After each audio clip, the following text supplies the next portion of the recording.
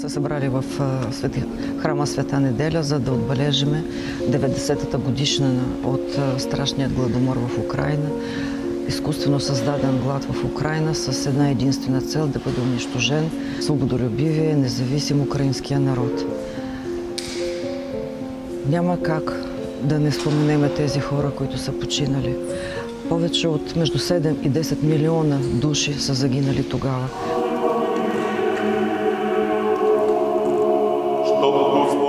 Но сред тези милиони хора, които са умряли от страшна гладна смърт, има и 165 хиляди украински българи, които умираха заедно с украинците, защото са родени в Украйна и защото се припознаваха като украинци.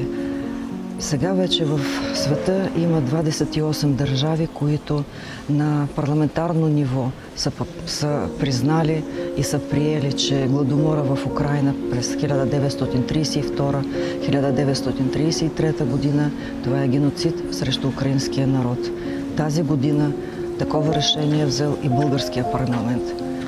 За съжаление, същият враг, който тогава създаде глад, за да умори украинците, в момента нападна Украйна, убива украинските жени, деца, възрастни хора. Врагът е един и същ. Има една малка разлика, но може би е много съществена. Това, че светът сега подкрепя Украйна. И това е много важно.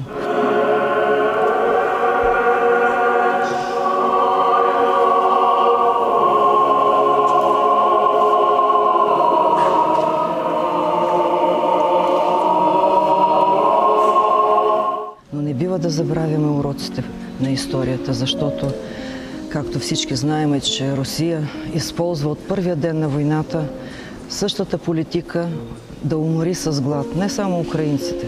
Тя се опитва да умори с глад много уязвими държави, като краде украинското зърно, като унищожава пристанища, през които можеха да бъдат изнесени. Още веднъж искаме да благодариме на българското правителство, на българския парламент, че са взели такова решение за подкрепа на Украйна и в това отношение да признаят гладомора през 1932-1933 година в Украйна като геноцид срещу украинския народ.